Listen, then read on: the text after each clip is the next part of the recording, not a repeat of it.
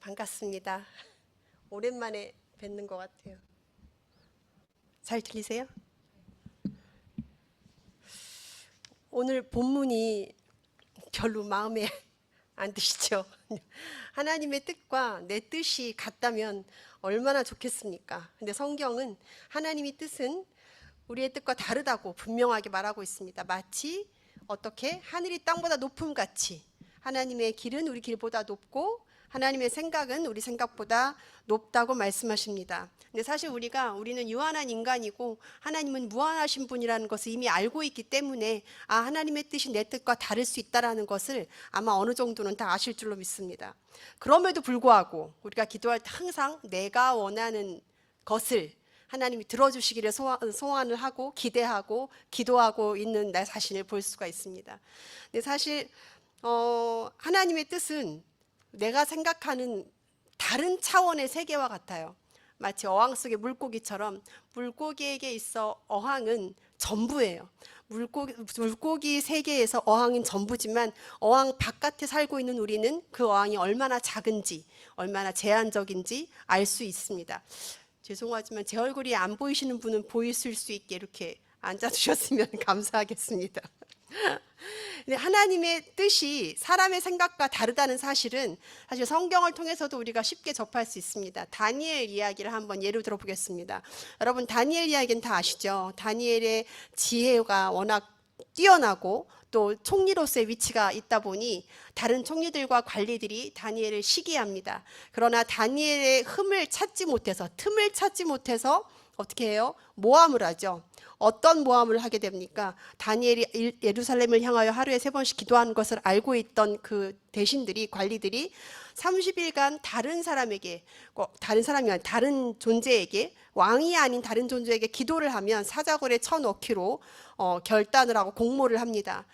그 사람들도 다니엘이 그럼에도 불구하고 기도를 할 것이라는 것을 알고 있었고 역시나 다니엘은 그럼에도 불구하고 죽을 각오를 하면서도 역시나 기도를 합니다. 그리고 다니엘은 사자굴에 들어갈 위기에 처합니다. 만약에 우리가 다니엘의 결말을 모른다면 어떨까요? 결말 모른다면 하나님 너무하신 거 아니야? 목숨 걸고 기도하는데 하나님 때문에 이렇게 됐는데 왜 가만히 계시지? 사자굴에 넣기 전에 어떻게 해주시지 않을까? 라고 생각하는 분들 계실 테고 어떤 분은 다니엘이 이러다가 순교하는구나. 우리가 결말을 모른다면 다 이렇게 해서 순교하시는구나. 이렇게 생각하는 사람도 있겠고 어떤 사람은 아니야. 하나님은 분명히 죽음 직전에 건지실 거야. 역사를 일으켜서 기적 같은 역사를 일으켜서 처형 직전에 사자가 갑자기 다 죽는다던가 아니면 꿈에 왕이나 관리들의 꿈에 하나님이 나타나셔서 다니엘을 해하지 마라 이렇게 해서 다니엘이 사자굴에 들어가지 않도록 하나님께서 지키실 거야. 이렇게 일반적으로 생각하지 않나요? 그죠? 근데 그게 얼토당토하는 말은 아니에요. 구약에 보면은 많이 있습니다. 사실 야곱이 자기 가족과 자기의 양과 소를 다 이끌고 자녀들이 이끌고 도망을 가죠. 라반의 집에서 도망을 갑니다. 도망을 가는데 그 사실을 알았던 라반이 형제들을 이끌고 7일간을 추적하여 추적 끝에 드디어 야곱을 따라잡습니다. 근데 하나님이 꿈에 나타나시죠. 그래서 뭐라고 그러셨어요? 야곱을 해하지 마라. 거기서도 그랬으니까 그렇죠? 이번에도 사자굴에 넣기 전에 왕과 관리들에게 꿈속에서 나타나셔서 다니엘을 해하지 마라 이렇게도 하실 수 있는데 우리가 알고 있듯이 어떻게 하셨어요? 사자굴에 집어넣으셨어요. 집어넣으시고 사자 입을 막으셨어요. 놀랍지 않으세요, 여러분? 너무 우리가 듣던 이야기라 여러분은 안 놀라시는데 이게 사실은 굉장한 거예요. 어떻게 사자 입을 막을 생각을 하시지? 아니 그냥 꿈에 나타나서 처형을 못하게 하시면 되지. 근데 하나님의 방법은 우리가 생각하는 것 그 이상의 방법이세요. 또 사드락과 메삭과 아벳느고 다 아시죠? 사드락과 메삭과 아벳느고도 마찬가지로 죽을 위기에 처합니다. 뭐하다가? 신앙을 지키다가 풀무불에 죽을 위기에 처해요.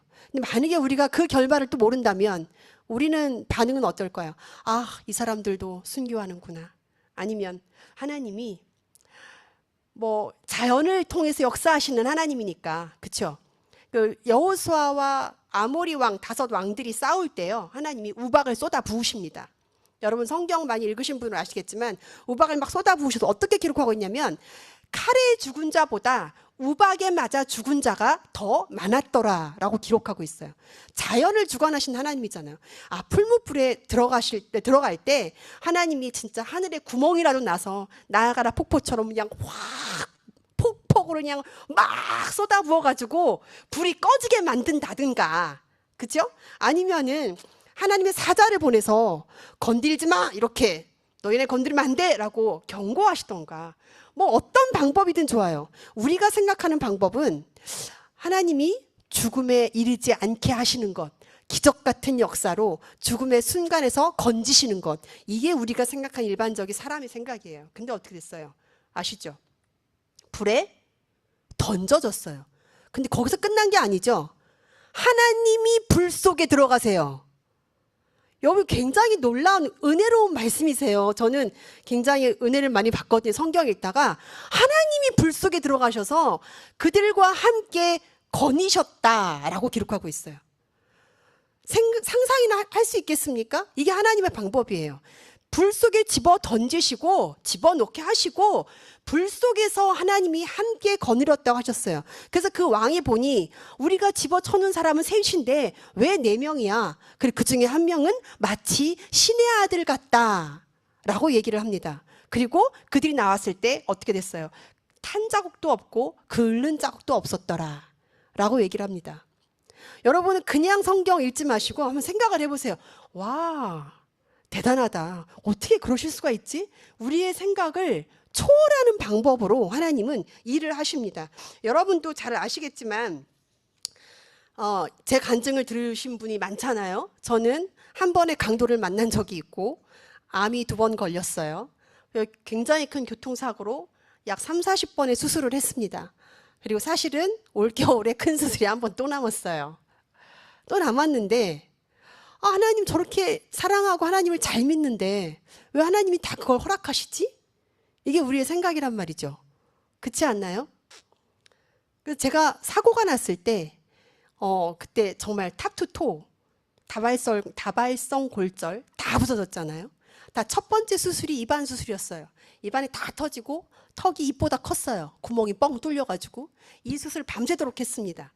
그게 첫 번째 수술이었는데 그 의사가 들어와서 저한테 한 1000마디가 마취 들어가기 전에 1000마디가 뭐였냐면, 야, 너 전도사라며? 그러면서 야, 무슨 하나님이 자기 딸도 안 지켜주시냐? 이게 1000마디였어요. 그게 일반인이 생각하는 생각이에요. 그렇죠? 하나님 잘 믿으면 사고 안 나야 되는 거 아니야? 하나님 위해서 잘 믿으면 강도도 안 만나고 위험에도 안 빠지고, 그렇지 않나요? 그리고 암도 안 걸리고 그래야 되지 않을까요? 많은 사람들이 종교를 갖는 이유는 내가 원하는 것을 얻기 위해서 종교를 갖습니다. 내가 잘 먹고 잘 살고 내 건강, 내 사업, 내 자녀들이 잘 되기 위해서 종교를 가져요. 하지만 기독교는 내 뜻이 아니라, 내가 원하는 것이 아니라 하나님이 원하시는 것이 무엇인가를 알기 위해 기도하는 종교입니다. 하나님이 나에게 원하시는 것이 무엇인지, 하나님의 뜻을 전하는 그게 기독교예요. 달라요. 다른 종교와. 저와 몸싸움을 했던 그 강도는 여러분 이미 많이 알고 계시지만 그날 하나님의 자녀가 되었습니다. 하나님이 강도를 안 만나게 하신 게 아니라 저로 하여금 강도에게 복음을 전하게 하셨고, 그 아이는 그 자리에서 예수를 영접했어요.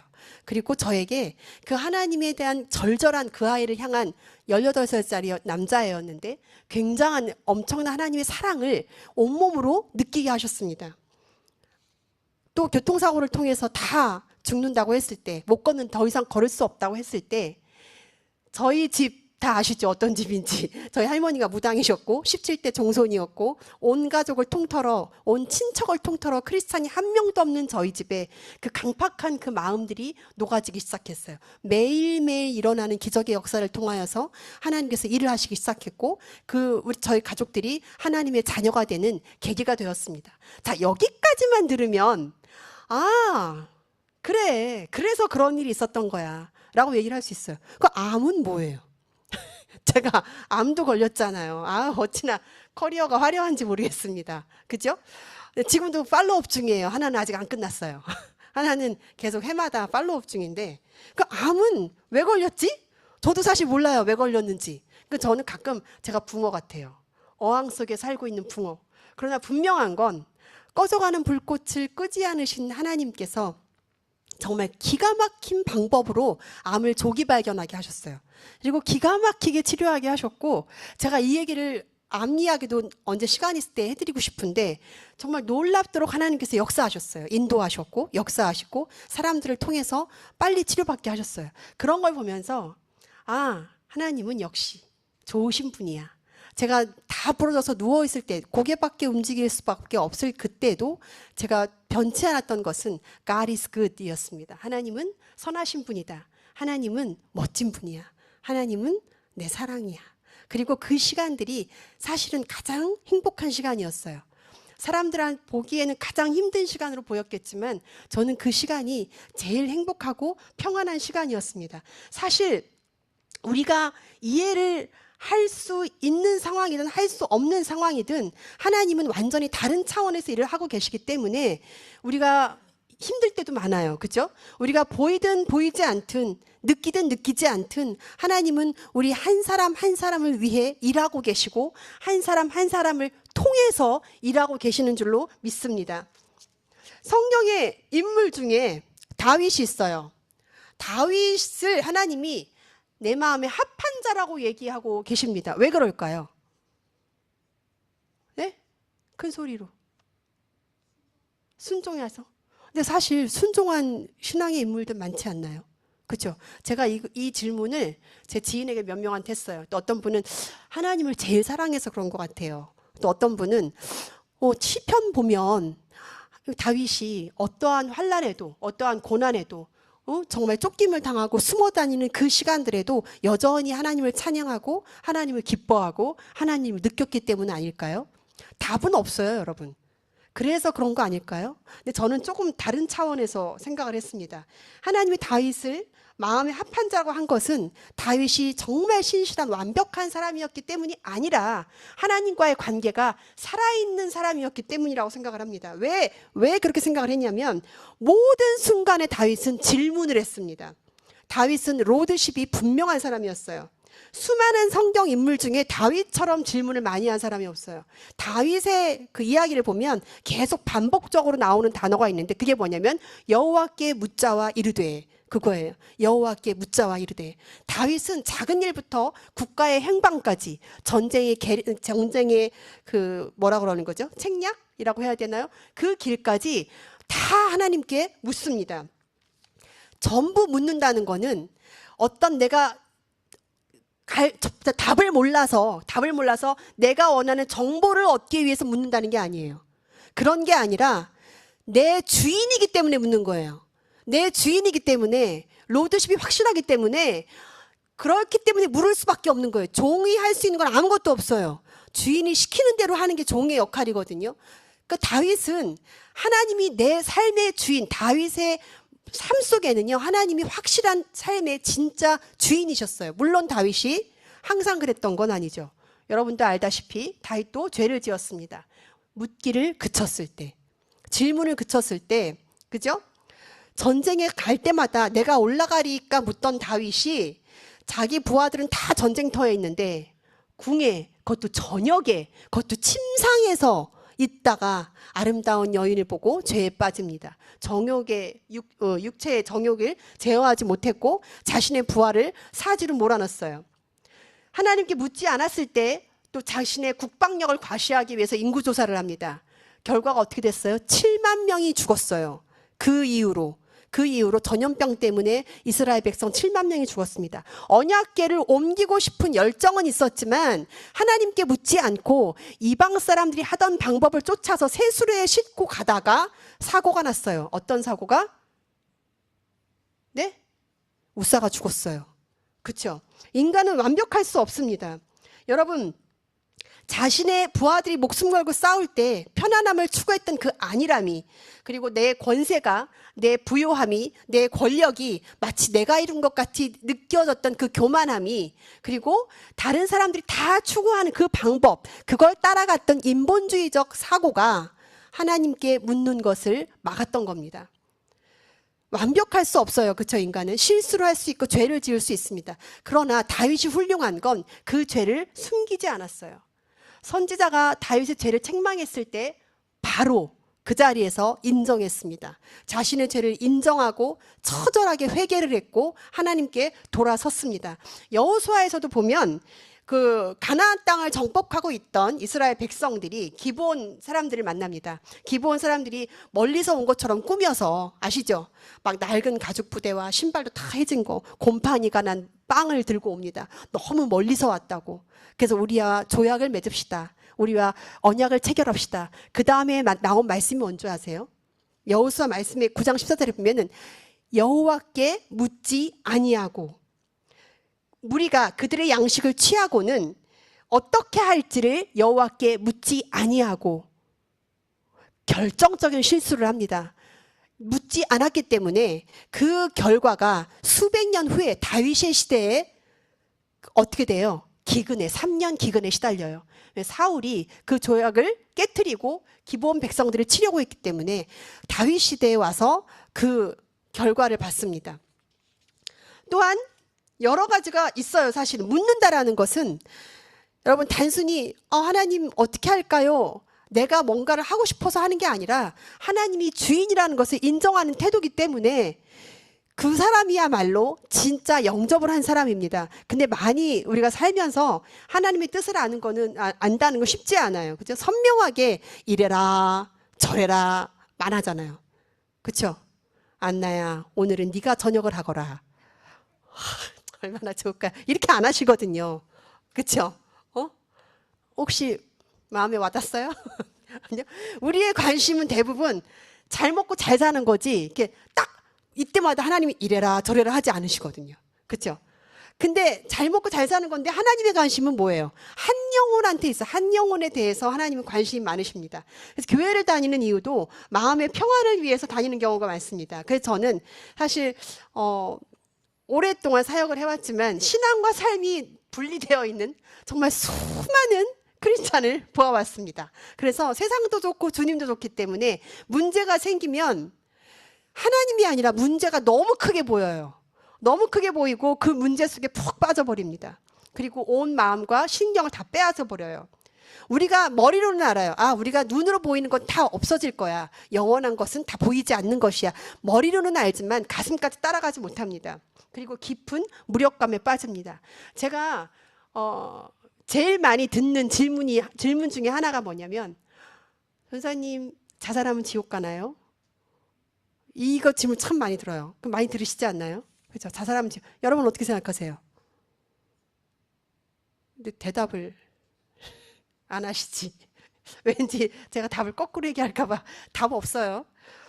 저 역시 지옥 갑니다, 안 갑니다 라고 말할 수 없습니다. 왜냐하면 성경에 자살하면 지옥 간다 라고 써 있지는 않아요. 하지만 성경에도 자살한 사람들이 꽤 많습니다. 누가 있죠? 유다. 큰 소리로 얘기하세요. 가룟 유다. 또? 네? 사울왕. 역시.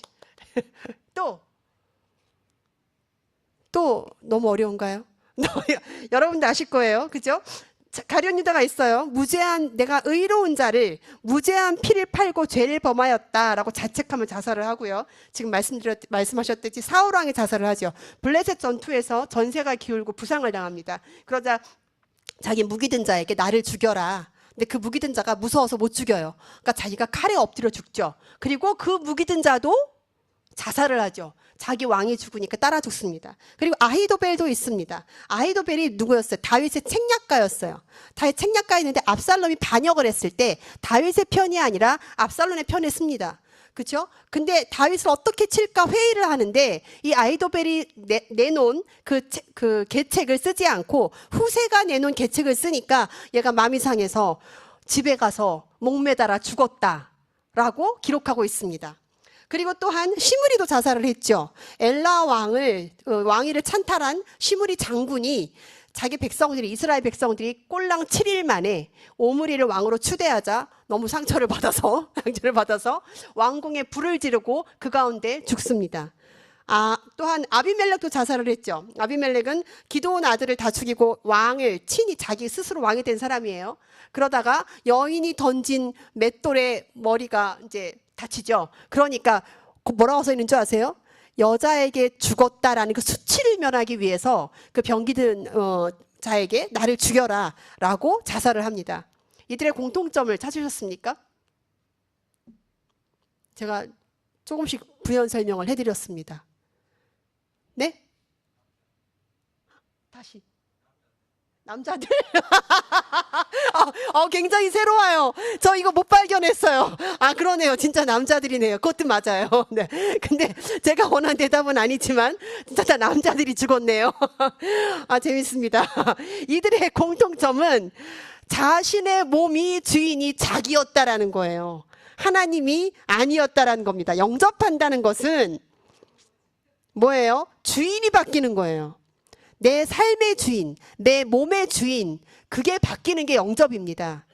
내 삶이 내가 더 이상 내가 아니라 나는 하나님의 것입니다 라고 그리스도를 내 마음에 모셔드리는 것이 바로 영접입니다. 그래서 저는 사람들이 저에게 자살하면 지옥 가나요? 그럼 이렇게 대답을 해요. 자살을 했기 때문에 지옥 가는 것은 아니지만 영접하지 않으면 지옥 갑니다 라고 얘기를 합니다. 말씀드렸듯이 영접한다는 것은 주인이 바뀌는 거기 때문에 찬양가사처럼 이제는 내가 없고 오직 예수님만, 맞나요?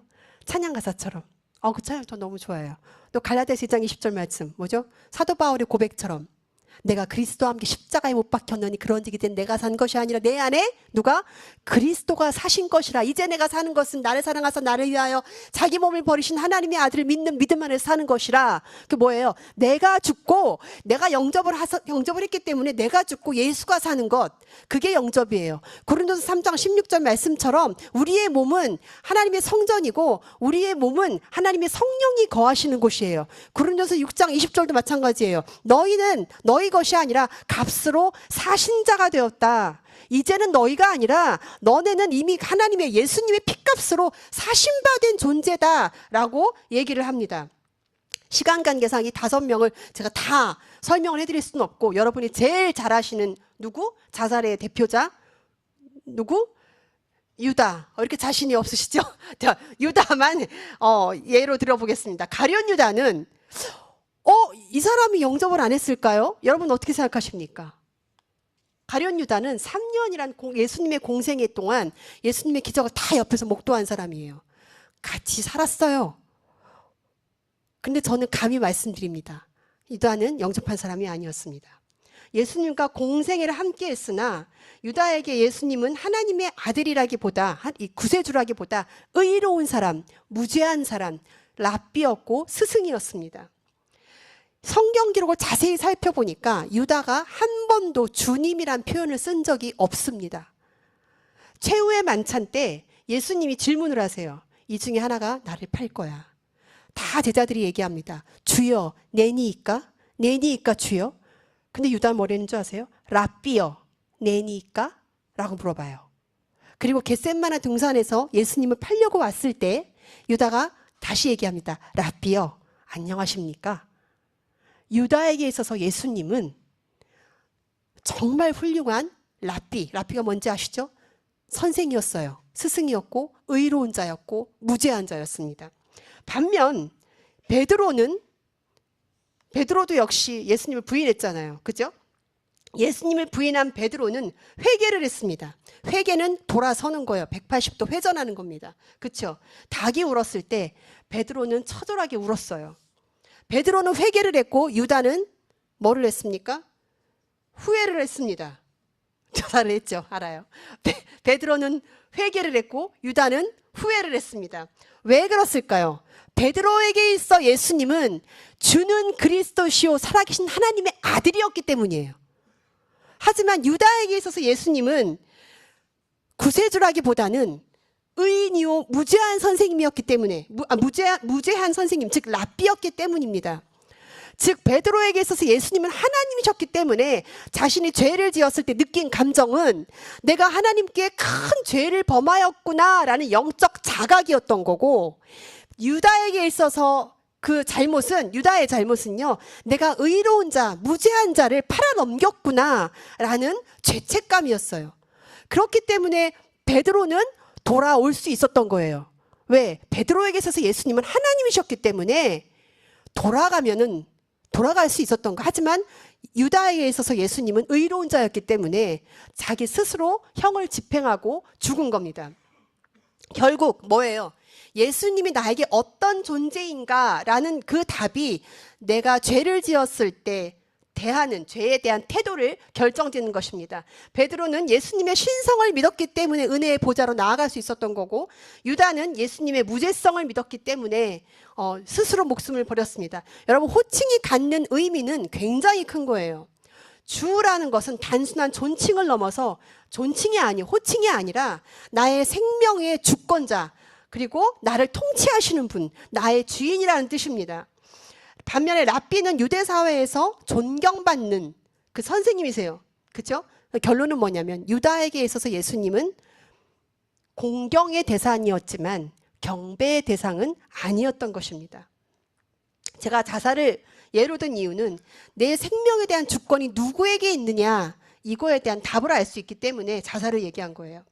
하나님을 영접한 사람이라면 나의 뜻이 아니라 하나님의 뜻을 따라가기 원하는 사람입니다. 그리고 자살은 누가 들어도 하나님의 뜻은 아닙니다. 물론 뭐 사람들이 얘기를 해요. 이건 뇌질환이다, 치매처럼. 그렇게 얘기하면 할 말 없어요. 하지만 대부분의 그거 아십니까?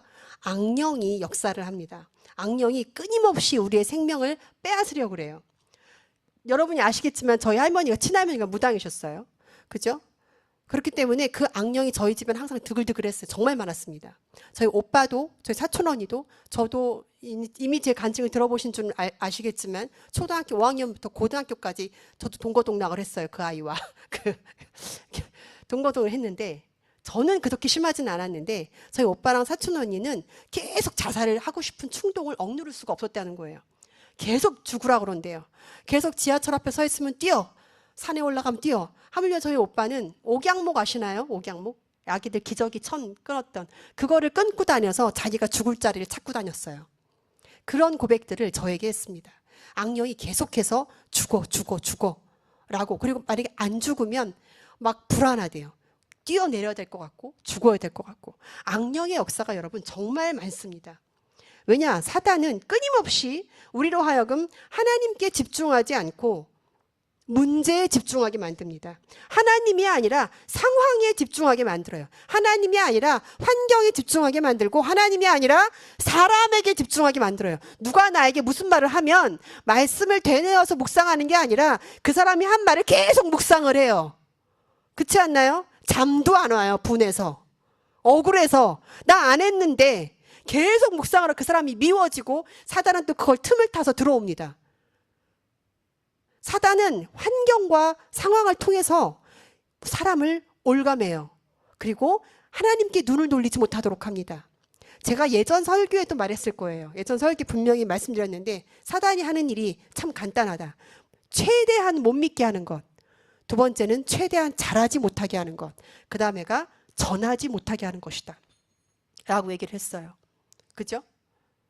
그래서 우리가 깨어 있어야 돼요. 깨어 있지 않으면 안 돼요. 내가 지금 드는 생각이, 내가 죽고 싶은 이 생각이, 내가 자꾸 사람의 음성만 떠오르는 이 생각이 하나님께로부터 온 것인지 아닌지 분별해야 합니다. 하나님의 뜻이 무엇인지 자꾸 또 찾아야 돼요. 그럼 하나님의 뜻이 뭘까요? 여러분 다 아시겠지만 로고스와 레마 다 아시죠? 일반적인 하나님의 뜻이 있고 특별한 하나님의 뜻이 있습니다. 제가 간단하게 그냥 얘기를 해드릴게요. 하나님은 우리가 하나님의 자녀로 거룩하게 살기를 원하시잖아요. 그죠? 거룩함이 뭐죠? 구별되어진 삶이잖아요. 근데 자신의 유익을 위해서는 사실 세상 사람들과 그다지 다르지 않아요. 교회 다니시는 분들이, 많은 분들이. 그죠? 많은 분들이 죄책감이 없어요. 내 유익을 위해서라면. 하나님을 사랑한다고 얘기는 하는데 나의 유익도 포기하고 싶지 않습니다. 교회는 진짜 열심히 해요. 새벽 기도도 가고 철야도 가고 11조도 잘하고 헌금도 잘하고 다 잘해요. 근데 동시에 세상 일도 열심히 해요. 제가 한 15년 전에 밴쿠버에서 한인교회에서 사역을 한 적이 있습니다. 그때 정말 술을 사랑하시는 집사님이 계셨어요. 교회를 얼마나 열심히인지 몰라요. 다 맡고 계세요. 구역, 교사, 뭐 주일학교 다 하고 계신데 맥주를 끼니 때마다 드세요. 아침에 일어나서 한 잔 쫙 들이키면 목이 시원하대요. 그분 표현에 의하면. 그리고 맥주가 있어야 식사가 넘어간대요.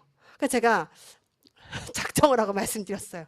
집사님, 이건 하나님이 기뻐하시는 뜻이 아닙니다. 삶이 아닙니다. 근데 그분이 뭐라고 그랬는지 아세요? 내가 교회 얼마 열심인데, 전사님 왜 이러세요? 내가 하나님 얼마나 사랑하는데, 내가 기뻐야, 내가 행복해야 하나님도 기쁜 거예요. 내가 행복해야 하나님도 행복한 거래요. 그래서 하나님은 이 정도는 이해해 주실 거래요. 더 이상 얘기를 안 했어요.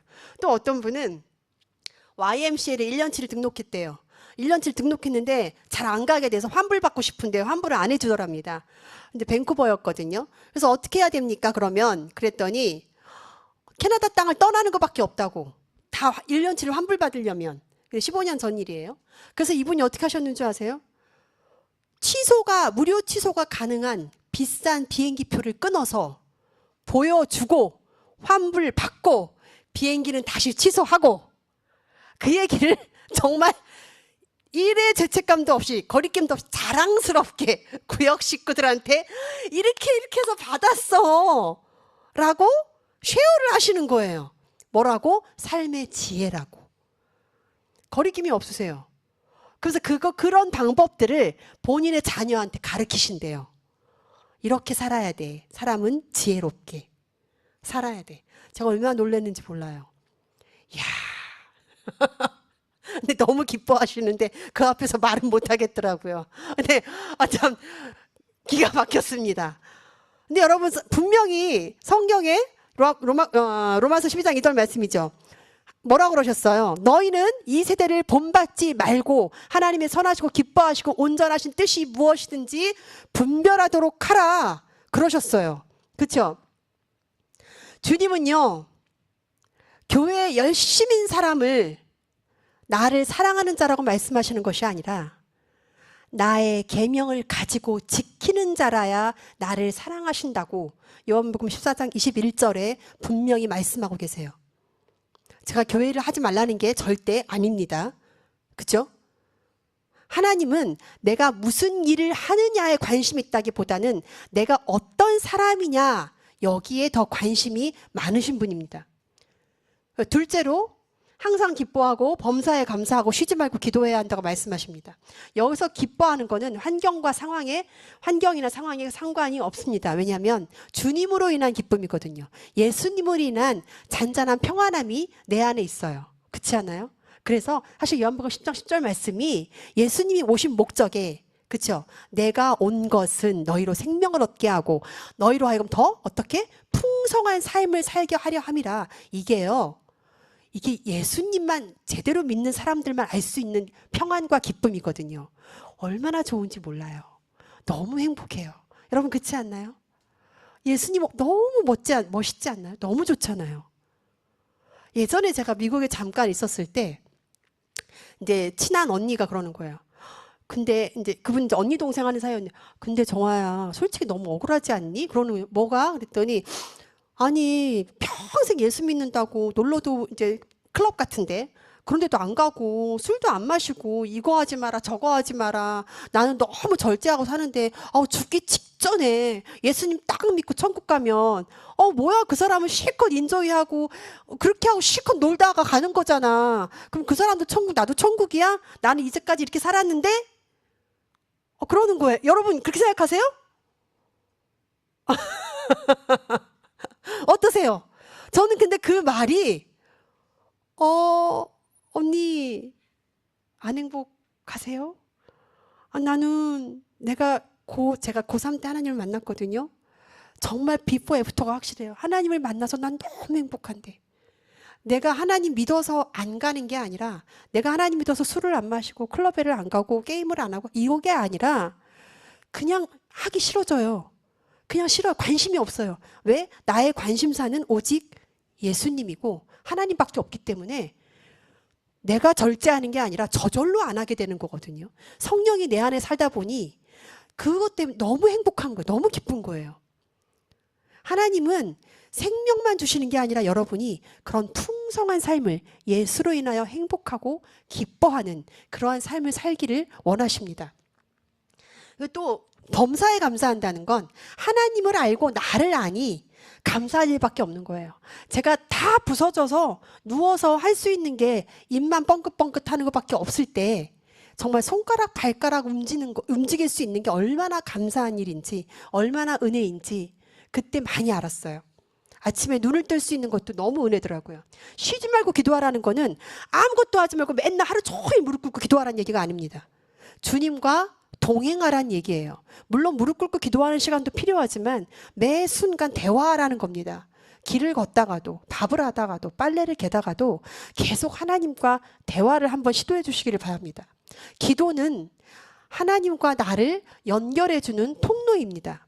죄는 항상 관계를 깨뜨리지만 기도의 통로가 열려 있다면 기도로 나아갈 수가 있습니다. 따라서 하나님께 나아가기 위해서는 반드시 기도의 통로가 열려 있어야 합니다. 내가 기도한 그것이 이루어지든 이루어지지 않든 그건 중요하지 않아요.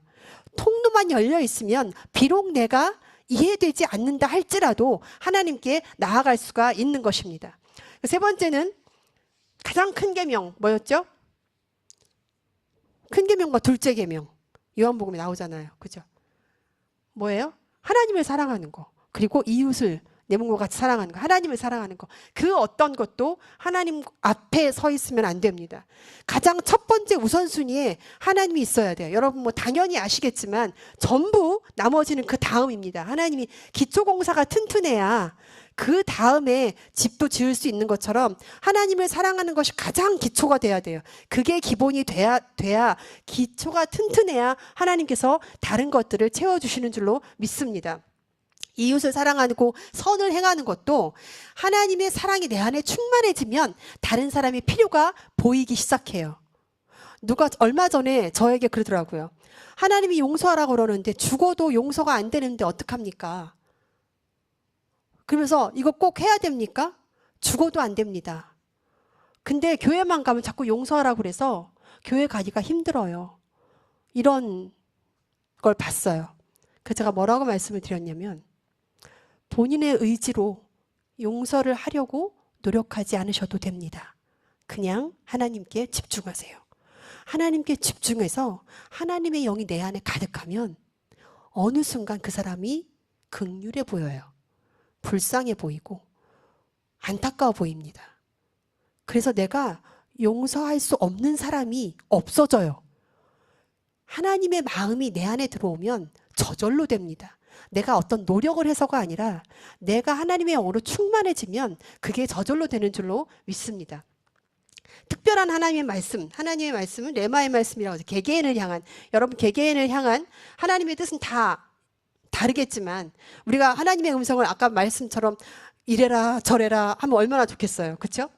근데 우리를 향한 하나님의 뜻을 발견하는 방법이 몇 가지가 있는데 그걸 잠깐만 요약해드리고 말씀을 마치고자 합니다. 첫 번째가 뭘까요? 성경입니다. 왜 이렇게 말을 안 하세요? 당연히 성경이죠. 왜? 성경은 뭐예요? 하나님이 나를 좀 알으라고 계시하신 말씀이에요. 그렇죠? 하나님은 말씀을 통해서 굉장히 많이 역사를 하십니다. 말씀으로 역사를 하세요. 내가 기도를 할 때 말씀으로 응답을 하십니다. 그렇죠?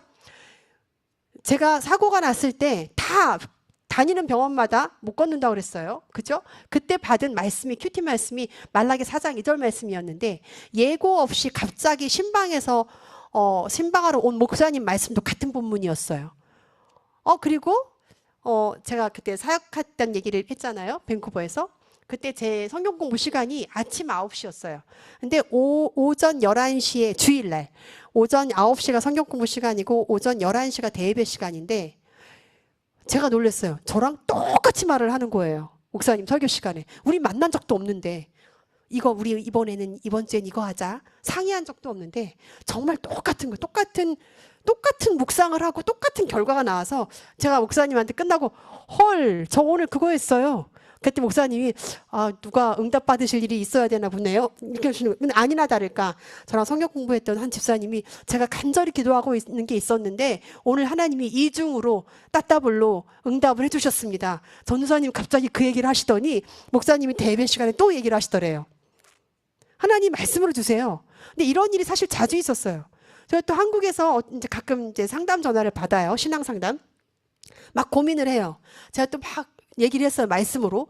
하나님 이렇게 말씀하셨어. 그랬더니 또 전화가 왔어요. 그날이 금요일이었는데 금요 철야를 갔는데 또 똑같은 말을 하더래요. 똑같은 본문으로. 똑같은 성경으로. 너무 신기했다는 거예요.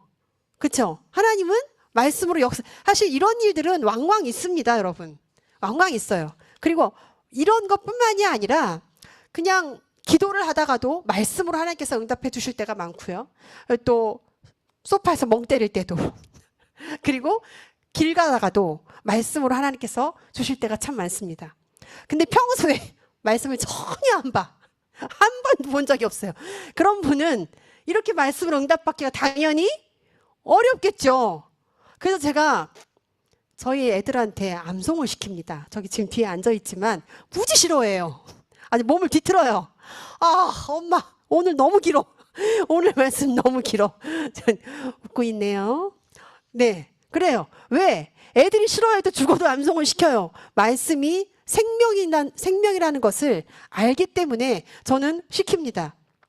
그리고 또한 중요한 게 있어요. 말씀만 알아도 안 돼요. 기도가 같이 따라가야 돼요. 말씀만 알고 기도를 하지 않으면 말씀이 독이 될 수 있습니다. 다른 사람을 비판하고 정죄하는 그걸로 수단으로 사용될 수가 있어요. 그래서 말씀이 기도와 함께 나아가야 빛이 되고 길이 되고 생명이 되는 겁니다. 말씀 없이 기도만 해도 위험하고 기도가 하나도 없이 말씀만 봐도 위험합니다. 기도와 말씀은 세트인 줄로 믿습니다. 또한 우리가 하나님의 뜻을 아는 방법 중에 하나는 영적인 리더와 상담하는 거예요. 근데 제가 감히 얘기 드리지만 이거는 절대로 절대적이지 않습니다. 도움은 받을 수 있지만 하나님 말씀일 수도 있지만 아닐 수도 있다는 것을 기억했으면 좋겠어요. 그리고 여러분들에게 부탁하고 싶은데 여러분들을 위해서 기도하고 계신 분에게 상담을 하실 수 있기를 바랍니다. 또한 하나님은 환경과 섭리를 통해서도 말씀을 하세요. 하나님은 상황을 주관하실 수 있도록 하나님이 상황을 주관하실 수 있도록 기도해야 합니다. 제가 가끔씩 하나님의 뜻을 모를 때 이렇게 기도를 합니다. 하나님 제가 이걸 너무너무 하고 싶은데 응답이 없어요. 그러면 내가 너무 하고 싶어도 하나님 이게 하나님의 뜻이 아니라면 무엇을 통해서라도 다 막아주세요. 모든 길을 다 막아주세요. 제가 꼼짝달싹 할 수 없을 정도로 막아주세요. 그러면 제가 뜻이 아닌 줄 알고 접겠습니다. 그러나 하나님의 뜻이 굉장히 분명할 때가 있어요. 그럴 때는 절대로 흔들리지 않습니다. 제가 불교 집안에서 얼마나 핍박이 컸겠어요. 신학대 간다 그러면. 그렇죠?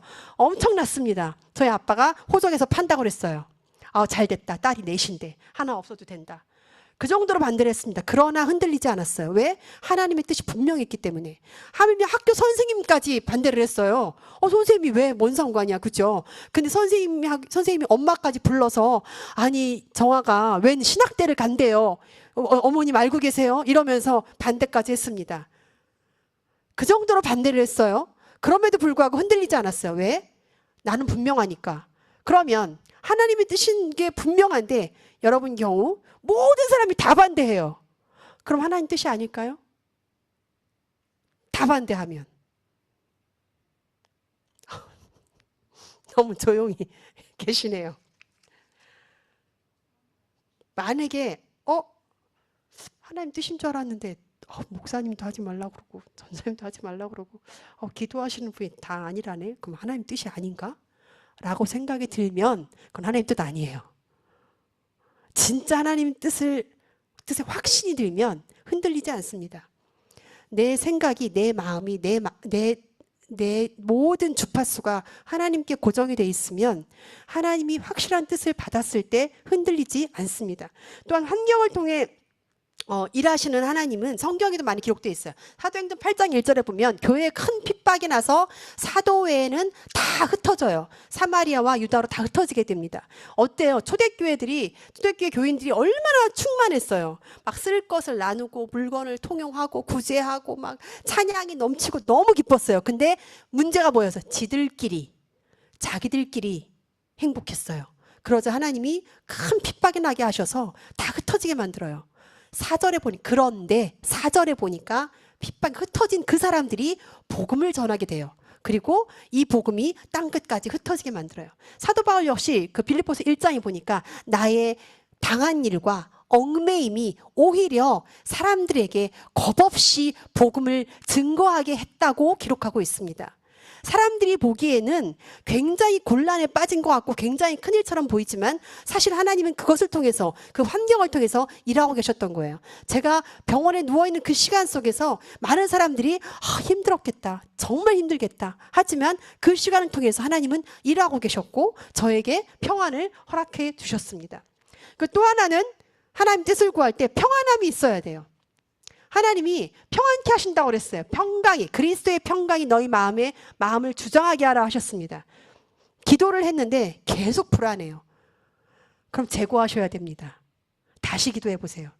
하나님의 시간은 인간의 시간과 다릅니다. 나의 인생에 가장 힘든 그 시간이 어쩌면 하나님이 치밀하게 계획하신 하나님의 계획표 안에 있을 수도 있습니다. 우리는 성령의 인도하심이 민감해야 돼요. 근데 지금 한 가지만 더 여쭤볼게요. 근데 만약에 내 뜻과 하나님의 뜻이 부딪혀. 그럼 어떻게 할 것 같아요? 네? 근데 답은 다 알잖아요. 그죠? 어떻게 해야 된다는 건 알잖아요. 근데 안 하는 것 뿐이지. 그죠? 그죠? 이미 다 결정을 해놓고 예수님의 팔을 뒤로 꺾으면서 주여 주시옵소서 주시옵소서 그렇게 하잖아요. 대부분. 그렇지 않나요?